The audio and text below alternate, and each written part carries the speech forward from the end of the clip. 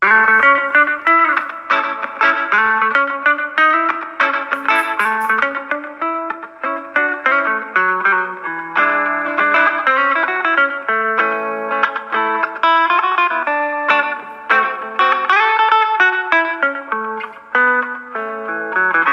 everyone and welcome back to another episode of Beneath the Lift Tower. My name's Charles McGilvray. As always, I'm joined by Simon Stacey and Jess Kebble. How are you both doing? Good, thank you. I'm good, thank you, Good, mate. good. A bit of an interesting one, this one, because it's a game where I wasn't at because I was at Twickenham watching an unbelievable game of rugby where there was the sons of former Saints scoring all the tries.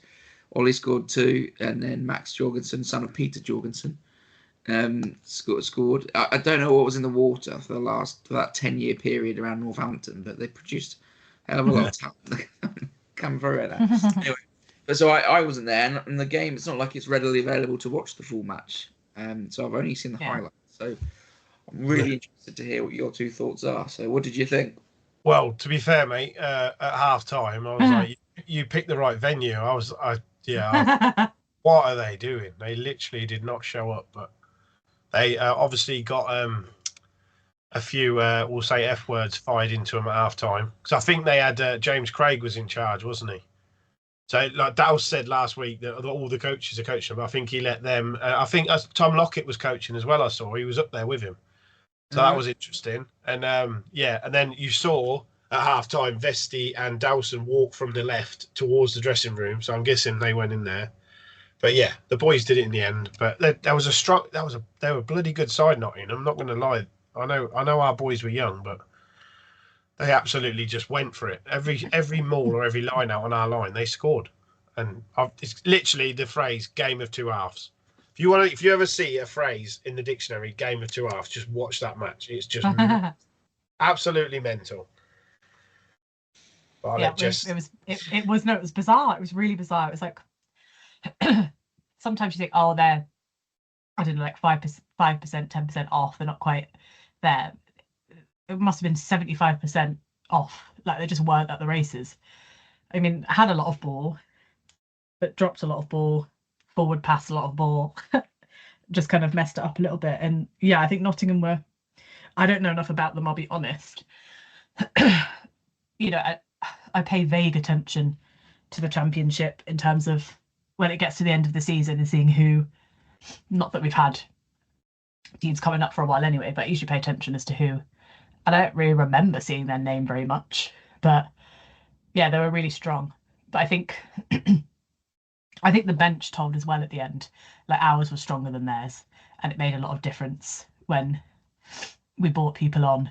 And it may also just be that, I don't know, maybe they just couldn't do a full 80. Maybe it was just too much in the end, possibly. I don't really know. It didn't strike me as lack of fitness or that they got too tired necessarily, but who knows.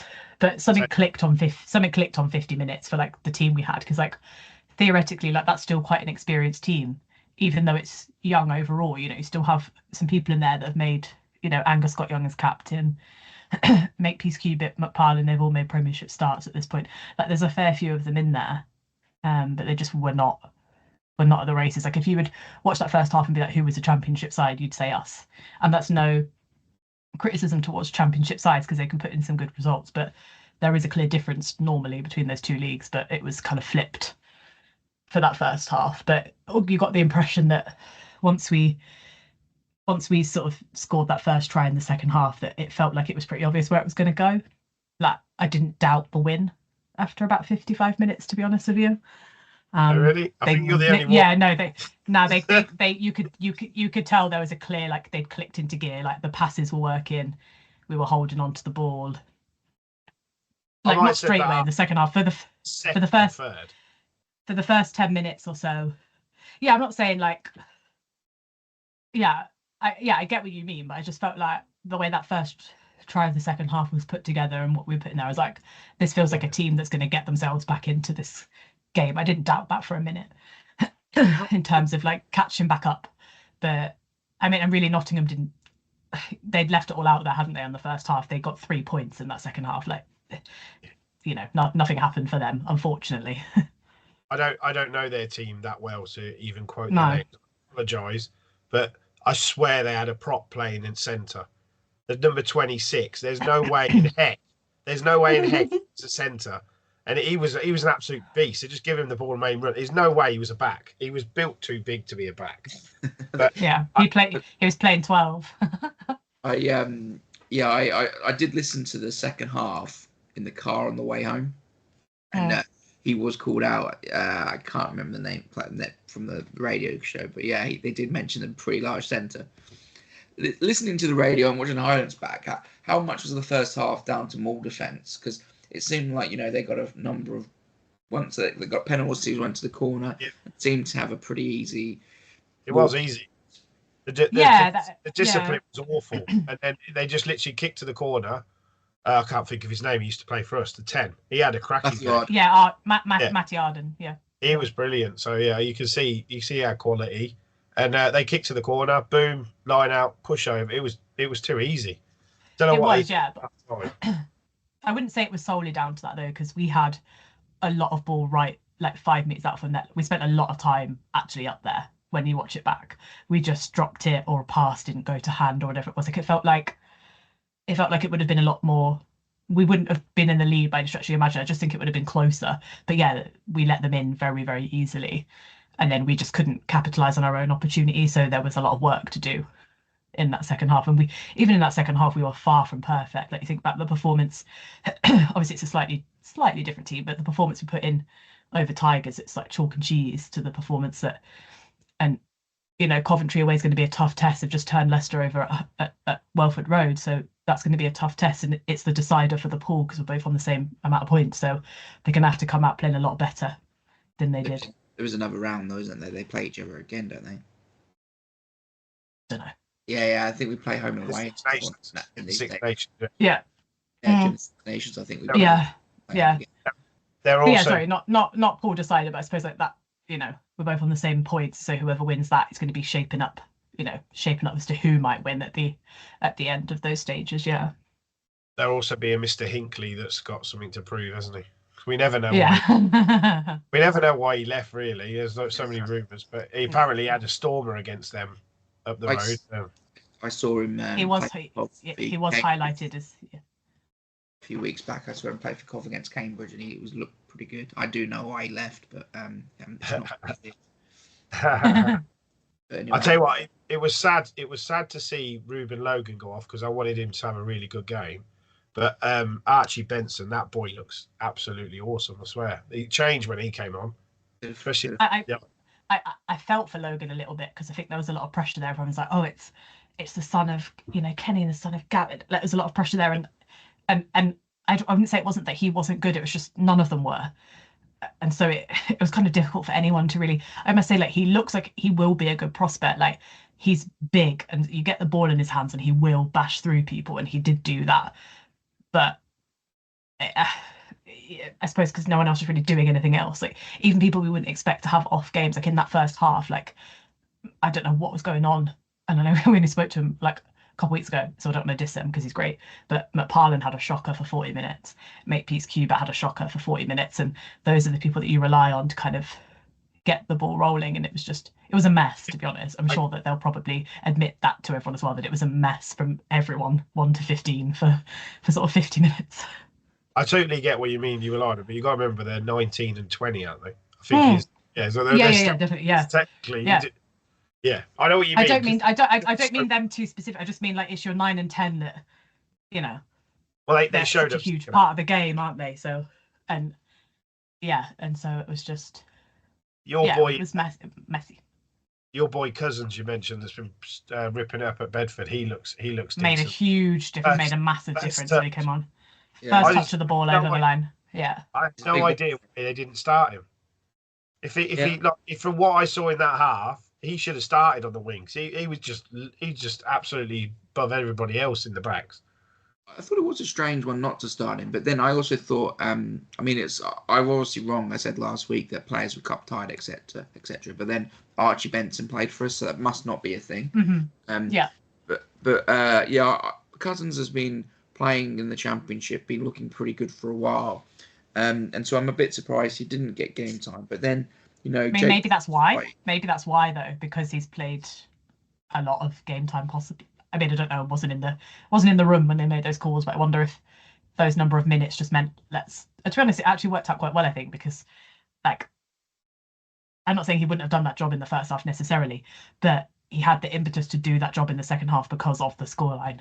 So sometimes there's an argument actually, like when sometimes we talk about like Slight Home, and like you'll make the argument sometimes bring him on because he can actually sometimes people perform better when there's more to do, like a catch up as it were, and things like that. And he definitely seemed to thrive in that kind of 40 minutes or however long he was on for. Especially against a team like Nottingham, you sort of said, it's hard to tell, but you imagine they did have their fitness levels probably aren't to the level of Northampton. They're a semi-pro side, so yeah, exactly, yeah. Necessarily can't possibly be as fit, So bringing Toby Cousins on with a few tired legs around, tired people, yeah, exactly. all the difference, there's a lot of sort of hype, or not hype's the wrong word, but excitement around that Rafi Whittet. Withy, obviously didn't see him, so I don't know. And Jake Garside's been around the squad for so long, to sort of not start him at this sort of opportunity is that was what I was about to say. That point, does he? Yeah. Why would you play a scrum half on the wing when you've got someone like Cousins on the bench? And I'm not dissing Gartside because he is a scrum half, but there was a bloke behind me that didn't shut up about him. Every time he got the ball and made a run, he then got tackled, isolated, and gave away a penalty. So the bloke was like, "Oh, can he actually do anything?" He kept going on and on, but he did. He must have given away about 6 penalties from holding on, because obviously he sprints, gets away from everybody, and then he gets isolated. He's only little, isn't he? So he's easy to grab. You could pick him up with the ball. He can't stay up in the tackle fight. Yeah, exactly. And some people you also sometimes forget that sometimes you need that strength on the ground as well to shove them off and turn over and place the ball and present it. Actually, that's a real skill, I think, that sometimes people don't talk about as much in kind of the game. And just like you said, he is a scrum half. I know he's played wing, but he's built like a scrum half. He's a scrum half, and so that kind of that told. Whereas you've got someone again, if you think about someone like Ollie, who's well built but is still not the biggest, but he's got that strength to be able to get that ball free and place that ball. But I mean, it's where it. No, yeah, definitely, yeah. But yeah, I mean, he's old.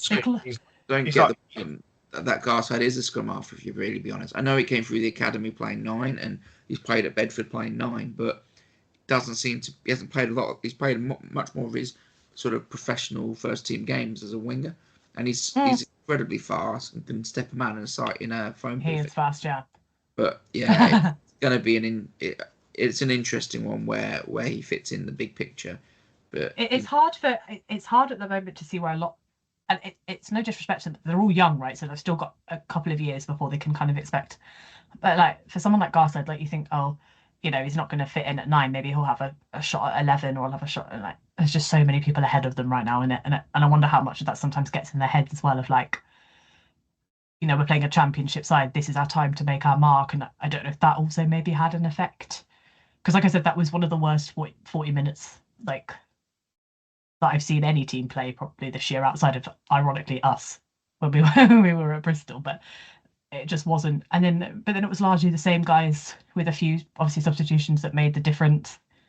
Later on, like I said, once it clicks, and you can tell that it does. So I don't know if maybe they just got in their head a little bit, and I know what you said. You said, Simon, so I don't know about Phil talking about having the coaches that they'll coach everyone, but then they didn't. But at the same time, don't forget James Craig is the first team coach, so they are still having the experience of a first team. And they were there. Phil had the thing with the microphones. I'm sure he's still safe. But you definitely got the sense, because they scored a try right as he was walking past me, and he literally looked at it and he just shook his head, and he was like, well, what is going on? So I guarantee he got himself back in there in the changing room. They clearly were in there at half time. They both were. And then Sam Vesty sat behind the subs, because I sit right by the team, and he sat and watched the rest of the game there. So yeah, I wasn't dissing. It's just the way that Dal said. No. We hadn't done what they've done, and then a week later he does what they did. So yeah, it just seems silly. Because it's what they do through the week is a big difference. It might be the fact that they get involved the whole time. But then in the match scenario, given Craig a bit more of the bit more of the Yeah, lead. I mean, he did do it last year. Douse. Matt Ferguson sort of had a bit more of a lead. Yeah. So, but I will say, although, like you said, Douse did emphasise that it was like not necessarily match day, but like they train with us and the rest of the team during the week, so they see all of us. And so I think it still makes sense on match day. You know, they've still got first team coaches there, and like James Craig, you know, I'm assuming that at one point he might be in line for a top job somewhere, right? He seems to be an excellent coach, so it makes sense to. Yeah, I don't hope so. I think he's a top job at Northampton. I'd like to. No, yeah. No, I'm not saying leave. Like no, but like there will be interest in him. I have no doubt in the future in terms of like the top roles, maybe even at Northampton down the line, because we don't know what's going to happen or what's going to. But you know, I get giving people like a bit of experience. But like I said, they're still training and being coached by Douse, Vesti, Radford during the week, and I think that was the key point he was trying to make. To be fair, that like it's not a completely different setup. And like I said, Phil and Sam were still there. They definitely would have read them the right act at half time, and they were still there and mic'd up and obviously communicating. And I think you know they were still there, as it were. But yeah. I mean, I'll be honest, Joe. Taking it back to the game I was at the weekend, I'm dreadfully concerned that England are going to work out very quickly that the coaching group they've got are bloody awful, and the coaching group that we've got is sensational. You look at that across from DOR fantastic, head coach fantastic, defense coach fantastic, forward coach fantastic, scrum coach fantastic. It's a better setup than England have got.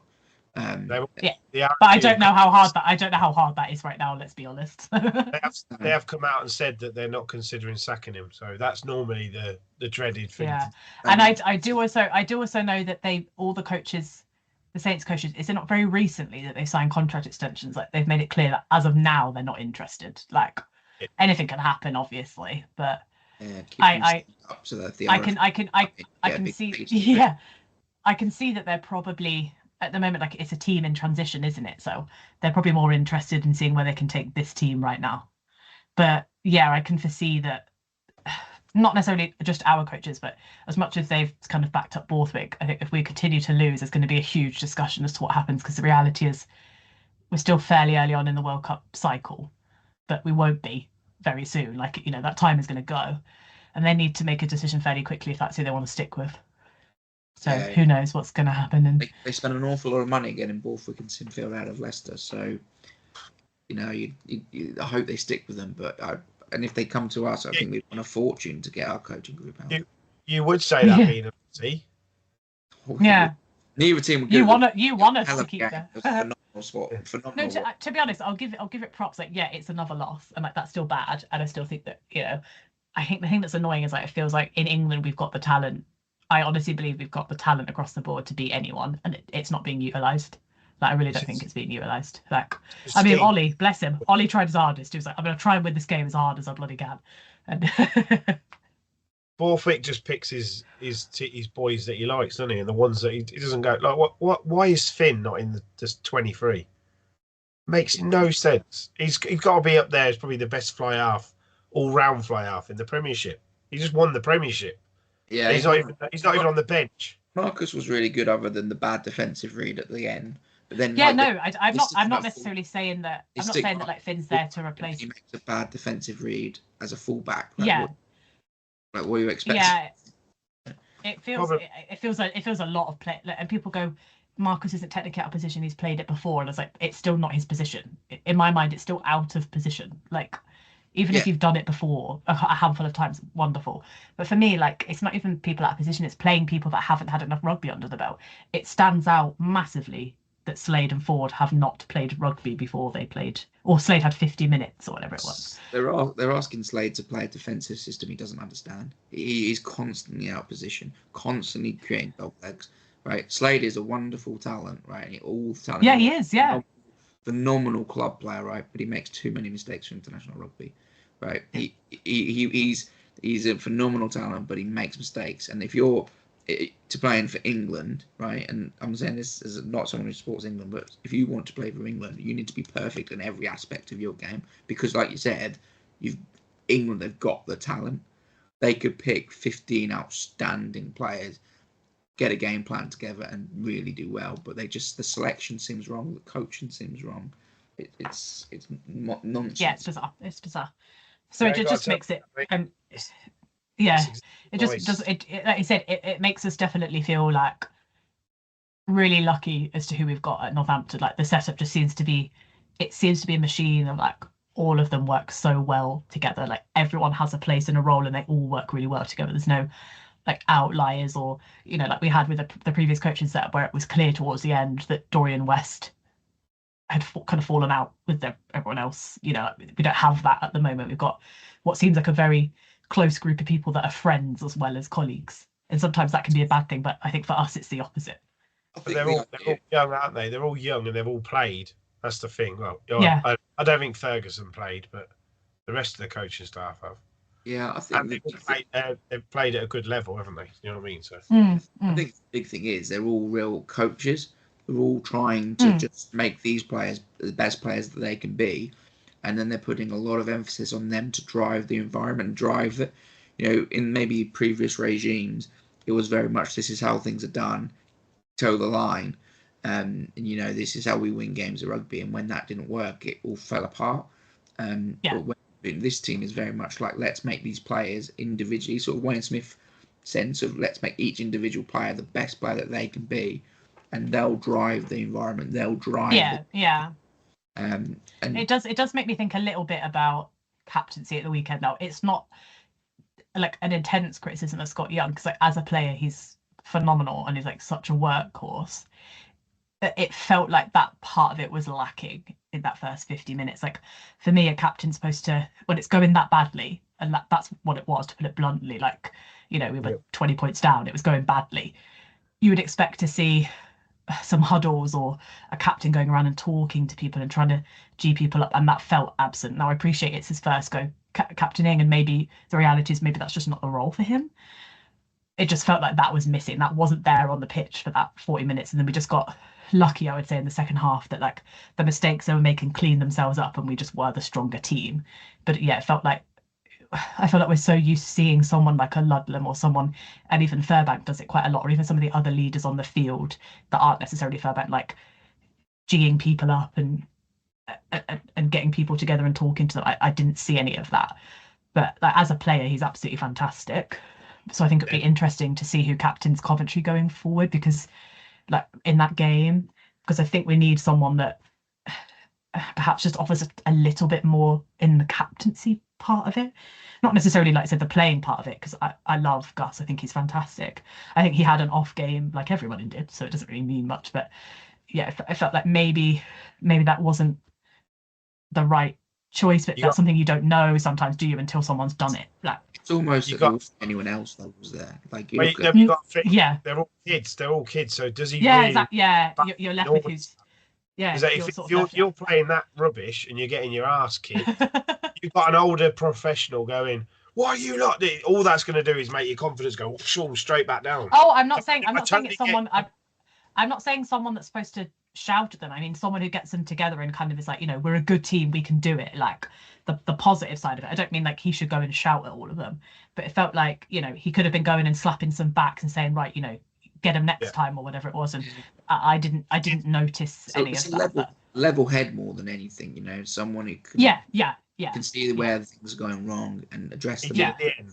I'll give him his due. He did at the end, because I just stayed a little bit at the end. They had a huddle, and you could see he was going around like he stood there. He was going like, right, you could see he was like, so he was doing it then, but then kind of was a bit late then, isn't it? But yeah. And it's also hard to tell, like, you think like, was Munger a better captain? And it's hard to know, because against Leicester we just came out the blocks firing and we were just so good. It was almost like it didn't need that much captaincy, but it felt like we really did need that against. Like I said, he probably was at the end going around and like congratulating everyone, but it's not just about that, is it? It's also, and maybe he did say something at halftime as well, inside the room, and maybe we aren't privy to any of that, but it just felt like there could have been a bit more on the pitch in the moment. But that's why for some people they no. Can't remember. I don't even know if they said. I don't know. I suppose if there's no commentary of any kind, there's no one to pick it. The person they spoke to about on the radio, who if they were going to give it, who they had given it to, and they said that you could get the feeling for it because they said his name like constantly through the second half. That was Gavin Thornbury. He played really well. Yeah. The radio, you felt that he was having a bit in the second half anyway. What I heard, He's Yeah. you go back into the captaincy point of view. You got two halfbacks who are both 19 years old. You go through that back line and it's just full of kids. The back row, other than Angus Scott Young, who's he's not led before, was all pretty young and pretty new to that environment. The front row was young. You got the two second rows who are, both very experienced, good, solid players, but their sort of role in the environment's a bit different as well because they're sort of here on a short term basis. So they're almost it's a difficult. You could definitely see, bless him, Will Spencer. You could see he hadn't played a game for a while because when he went off, he was blowing. Bless him. It's like, and you could see that, but you never know. Gavin Formby could have been because he did step up second half. Yeah. I hope we sign him. Well, I think he's signed to go to the States already. Oh, has he really? Yeah, he's leaving. I mean, that's what I've heard, and so I think he is off. But I think it's been a good arrangement because we've needed someone. He's played some really rugby. Like you say, we'd probably want to keep him, but there are a couple of people that can go off to the States. Yeah, there are a couple of people that had good games. I mean, it wasn't. Yeah, it was hard, but I think Hafar again was actually really good. I know there was some disagreement as to whether he should have been the man of the match last time, but I think he's really, really good with ball in hand. And I think he stood out for me as well as making some ground, making some meters. But yeah, I wouldn't say anybody was absolutely fantastic. I actually thought the opposite. I thought he had a terrible game. That's why he got subbed. Personally, he didn't do what in the first game. He just didn't. Yeah, he did. He was getting hit.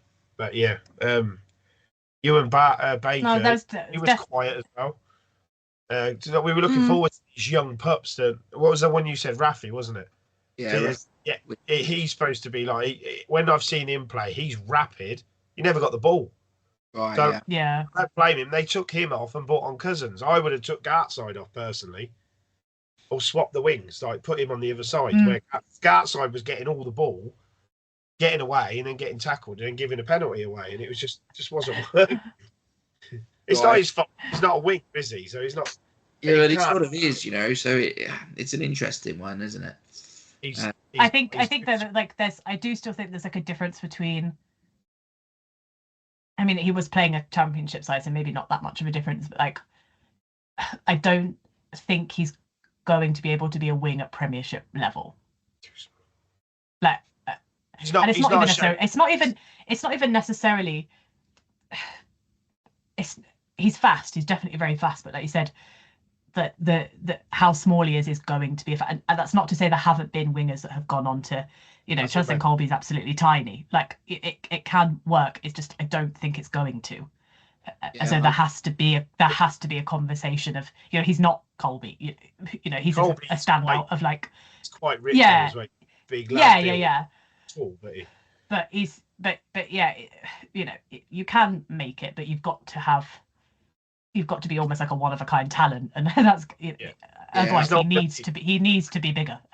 He's not going to be Shane Williams, is he? When he got told he was too small to play rugby, and then look at him, he went on to be a legend. Yeah. He's not. I hope I'm proven wrong, but I sort of agree. I think his role within the club is very much away from the pitch and what probably a value he brings. I think he's probably a phenomenal trainer. Probably really makes a difference in training, and his pace, challenging defences, and his ability to change direction, his ability to play multiple roles and fill in across a training session probably is his value to the club. And the question is that the value that he wants to deliver? Because you never know, he can go and play at another club in the Championship on the wing and get 50 appearances for them and go, that was quite a good experience and I enjoyed every minute of it. It's because, like you said, because in both positions, you just don't see how he factors in any competition other than this. Like the 9, he's got 3 clear people ahead of him. On either of the wings, she's got probably more than that in terms of who you probably pick ahead of him. He probably has to make his own decision at some point of how he envisages his future. Definitely. Yeah, I imagine he'll probably get more minutes through this tournament, and it's a big time in his career. I think. Hopefully he just stars and he becomes a superstar overnight. But let's see. I mean, the other name that shone out from the radio at least was Archie Benson. I think. Yeah. The sound Said of at the start. I must say, he said, I just want to bring him up into conversation. He was amazing.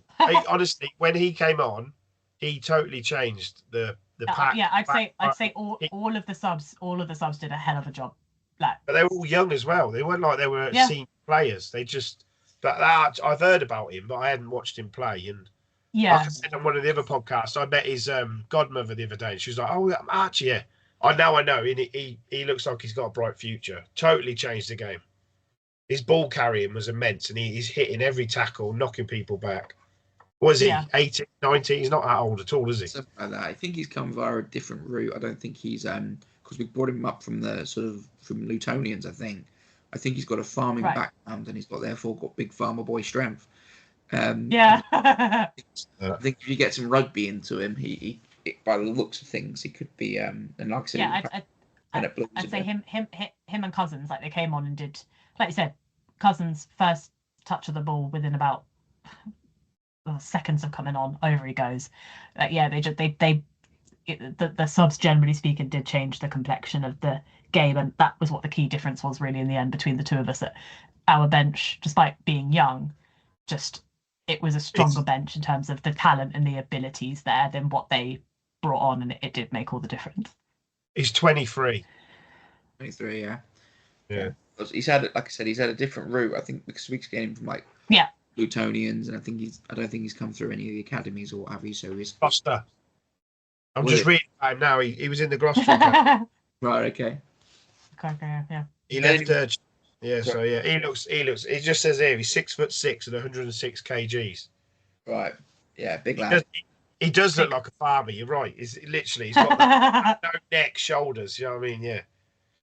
Yeah. Hopefully, he was quality. He was quality. Yeah.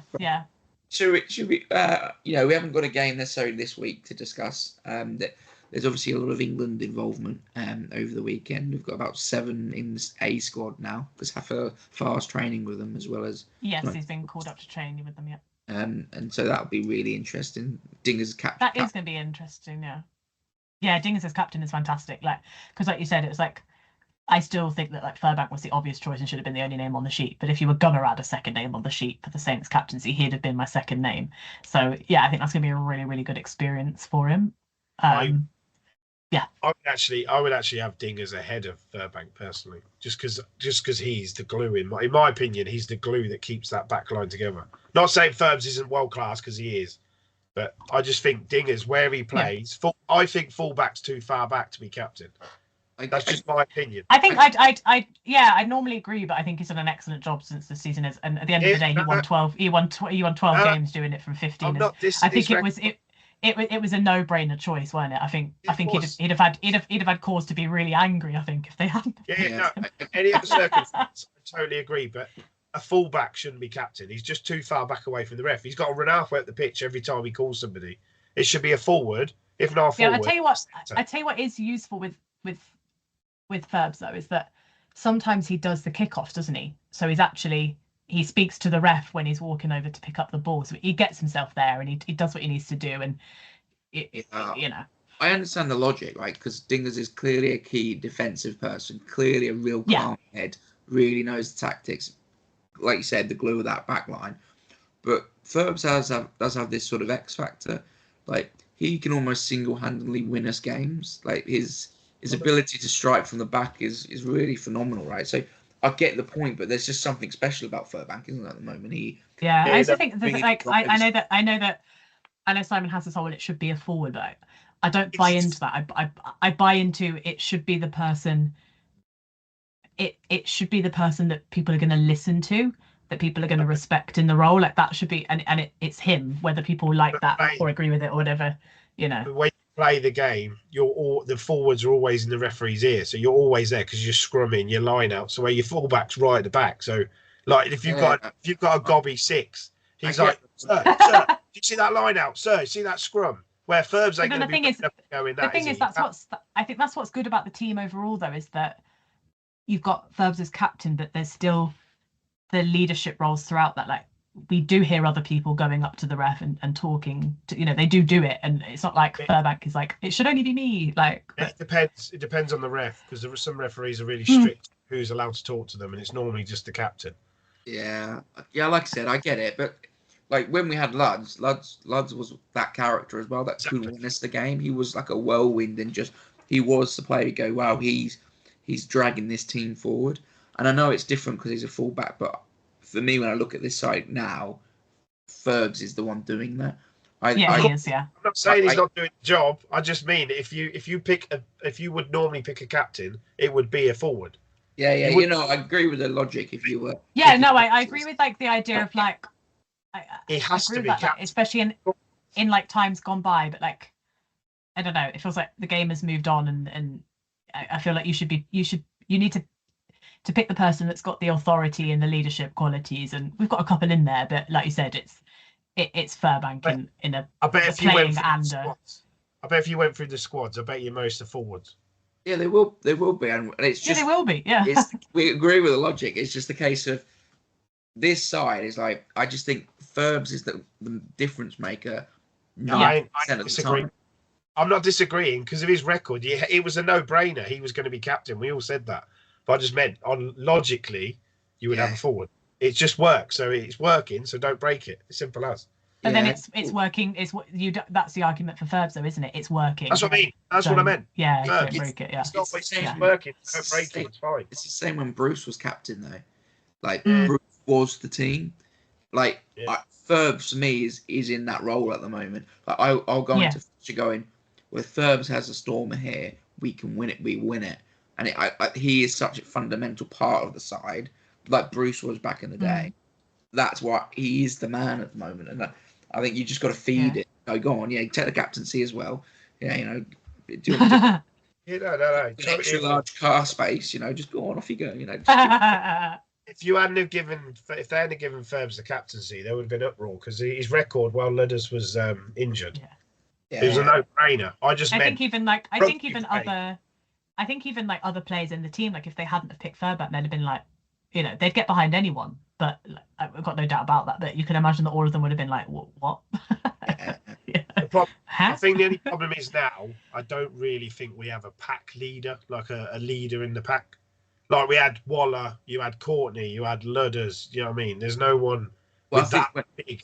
I think when Coles is fit and firing, I think it's him. Yeah, it would definitely be. And also, I know we said don't put too much pressure on him, and I still fully agree in terms of like not making him captain, but also Pollock is excellent at rallying the people who are around him. Like he's excellent at that, like doing it in like an informal way. So I'd actually say we do have a couple in there that probably, and like I said, maybe we'll see Munger as well, perhaps be captain, and perhaps that's a really good part of his game that we don't know about. Maybe not as much as the others, but the other name, and obviously not going to be for a while, but Sam Graham. I think they seem to rally around him, and he seems to have a huge amount of respect within the squad as well.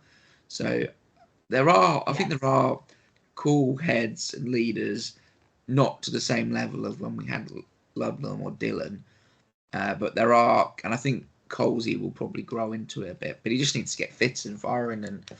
And Colsey's a great show. Yeah. But anyway, should we look ahead to Coventry? I know it's a couple of weeks off, but we can try, but who knows? Yeah, I mean, it's why we haven't guessed the team, because it could just be anybody.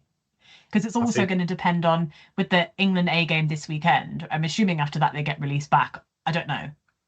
I'm assuming that they do, but then it's also what happens to any of them. So fingers crossed, touch all of the wood that absolutely nothing happens to a single one of them other than they play amazingly.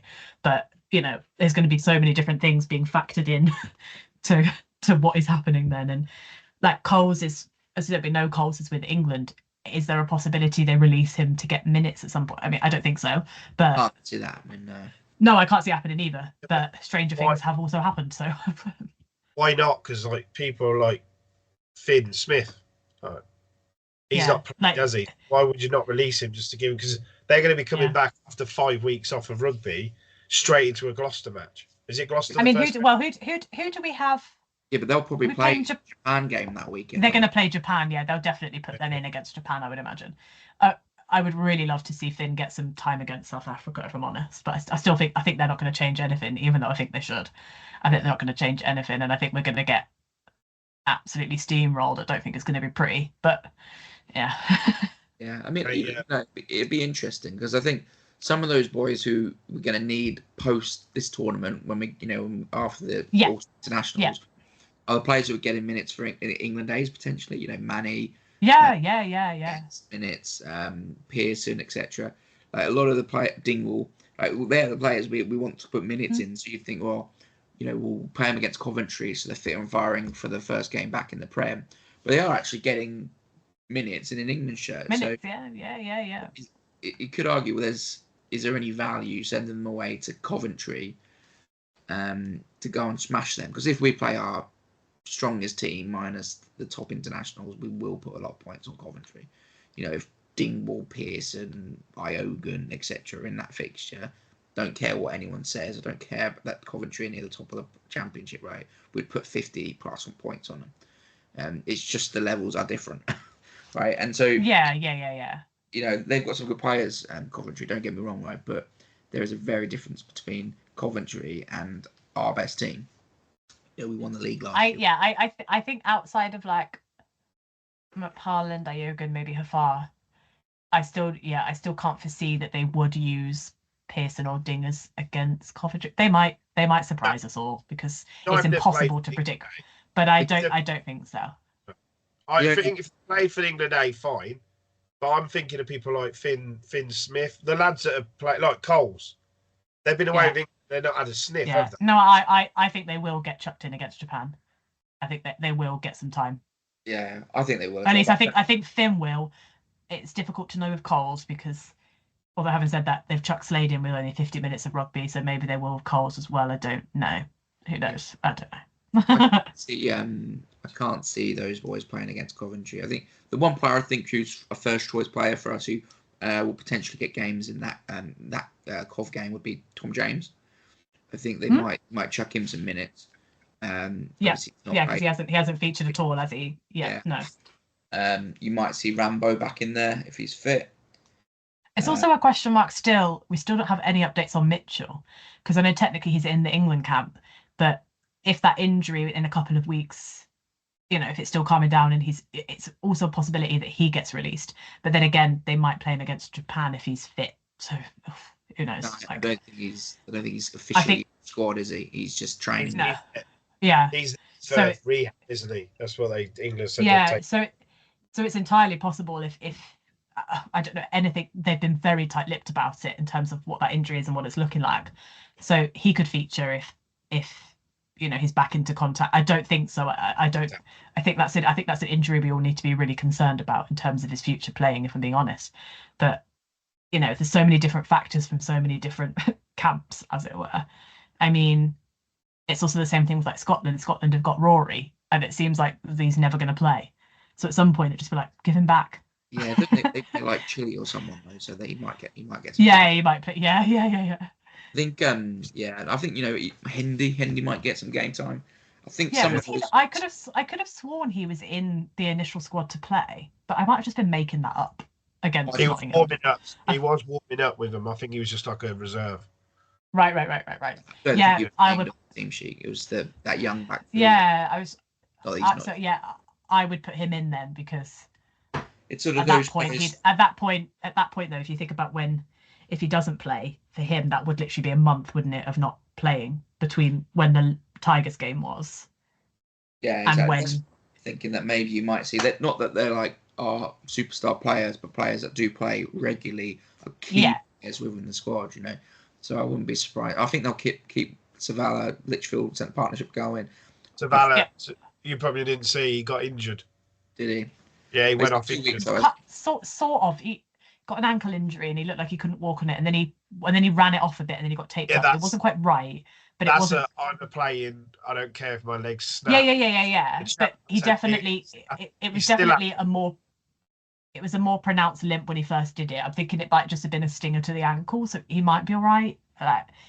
They said he's got enough time, hasn't he, to kind of like it.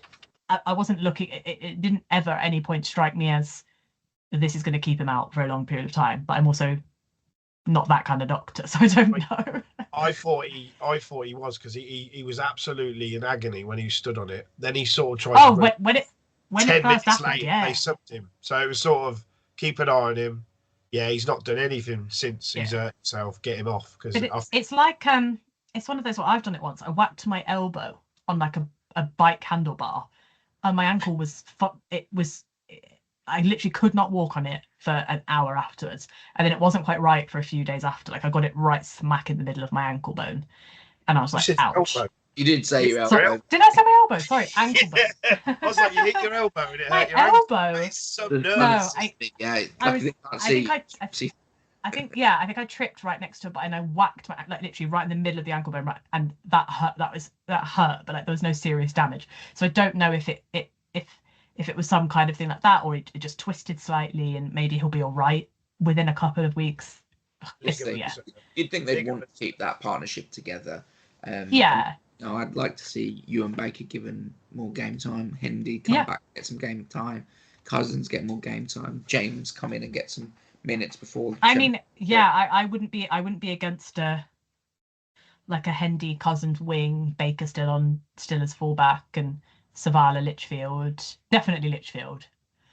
Obviously, we don't know what's going on we won't know with Charlie until they name the team. Well, we won't have any idea. I know it depends, like you said. I mean, I know Graham's out for a long time. I don't know what anyone said about Augustus. I'm assuming it's long term. I don't know what the time frame is for that. Yeah, it's another point though, isn't it? Because he if he is fit, he will have gone a long time without playing. So maybe use him. Bring him off the bench against Cov. Off the bench, yeah, exactly. Logan get Logan more game time. George Smith seems to be tearing things up at Bedford. So whether he's going to get it in it. It's weird. I questioned that the other day on Facebook. I was like, it's a bit strange why you would sign him and then not even give him a chance in the cup. Yeah, but maybe it's the fact that they think he needs a lot of game time at Bedford, because he's apparently, I haven't seen a lot of him, but he's a physical specimen, and they reckon his metrics and his stats are through the roof, but he hasn't necessarily got a lot of rugby time in him. Yeah. And was he not injured when he came here? So maybe it's building things up. We don't know what has happened or and every player is going to have their own individual plan of the best way, and maybe they've decided the best way is that level of rugby for now. There'll be reasons, like, we just aren't privy to them. We're not the coaching team. Like, there'll be reasons, but I also I don't see why they couldn't bring him in against Coventry, maybe even on the bench. You've bought two 30-plus-year-olds in on a short-term contract at lock, so it just, to me, it makes no sense. You've got a lad that's playing well, even though he hasn't played much. Give him 40 minutes. If it's too much, let him go back to Bedford and learn his trade. It's the conversation we had last week, though, isn't it? Like, about the balance of know-how and understanding and a bit of age and experience on the pitch. Because if you say we'd gone with George Smith and Archie Benson starting locks, right? There's literally no experience on that pitch whatsoever. Yeah, right. So maybe they think, right, go with those two lads to start with and Archie Benson off the bench, and it clearly worked.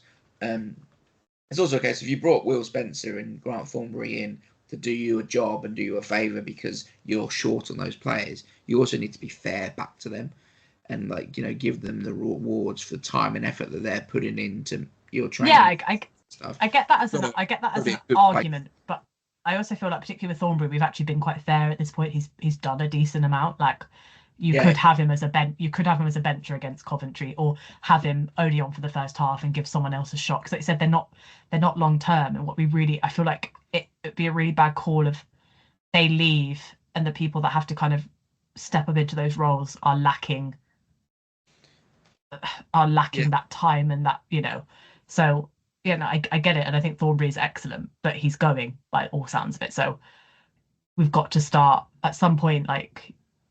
It's going to less be about paying them back and more about we have to now start preparing for their inevitable departure. And we don't have that many games. We've literally got one game left now, haven't we, before we hit back into the Prem in Europe. So maybe it's time to start seeing what someone like Smith can do, even if it's not, like you said, at the end of the day, it's the PRC. If you don't win, you don't win. Like if you give Smith 40 minutes and it's not working for whatever reason, or he's not quite there at the level yet, you sub that. Yeah. I think it's also though, I know it's the PRC and it is a development, right? But going far in the tournament is also incredibly valuable to those players. Mm-hmm. So if it's a case of going right, we need to get Will Spencer and Thornbury to play in this fixture just to give them a bit more edge in the set piece or line out or wherever it may be, so that they can be competitive and win the game. Well, it means that you're Archie Harland and you George Makepeace at Cubitt and Tom Litchfield and Ewan Baker are planning winning sides and going deep into the competition. If it's just every week, it's win, lose, it doesn't matter. That's not the mindset you want to install in them anyway. Oh no, definitely not. I'm not saying like they should go. They should. Jersey. I'm not saying they should. I'm not saying that they go in with that outwardly, but it also feels like it is a tournament where you can take a few more risks if you need to. Like it's definitely not something you can afford to do in a Prem or European game, right? Like at the end of the day, like. But yeah, I definitely agree. You need to go in with like you want to go as far as you can.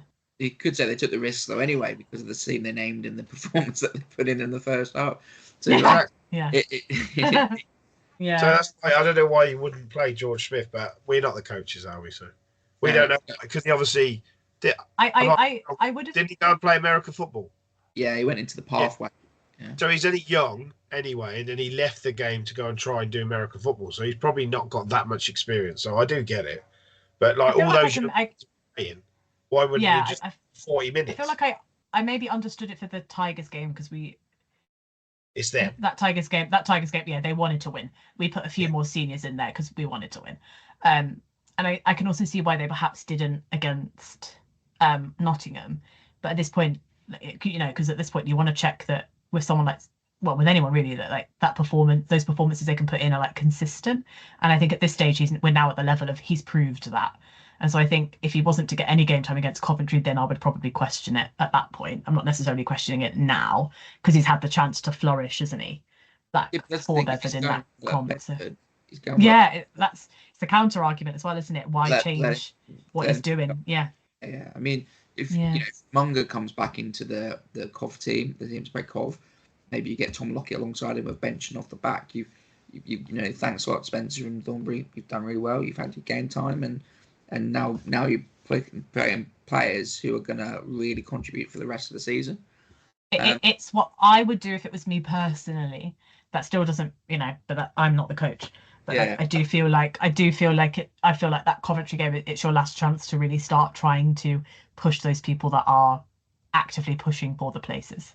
Yeah, no, it makes sense. Like I said, you've definitely got to put out a team that you think is going to be competitive and win, because if it's not, it's the wrong mindset. I think you've got to try it's a first team game. They're wearing a Saints jersey. You've got to put out a team to win. Yeah, definitely. But you've got to take into consideration the development of these youngsters, and it's that balance. You got to back the coaching squad to make the right call. I think some of the development, some of these players, because they've done tremendous jobs with lots of players. I thought we were going to lose our record as well. It's over a year, wasn't it? We haven't been beaten at home. I thought it's never in doubt, though, because I always joke around the people that sit around me. If we play the right way, we were playing downhill second half, so I said we'd win. Yeah. It was funny because when we did at the end, I was like, see, I told you. Playing downhill. We've done that enough times for the years, haven't we? Second half, backs down the hill. It's not as bad as Bedford's hill, which goes that way, across the pitch, doesn't it? Yeah, I've played on it. It's bloody difficult. Right. I think is that enough? I think we've covered off. Yeah, we've covered it off. So thanks very much for listening. Please leave reviews. Please look around for a special coming up next week, hopefully. But I've been Charles McGilvray. Simon's been Simon. Jess has been Jess. Thank you very much for listening. Goodbye.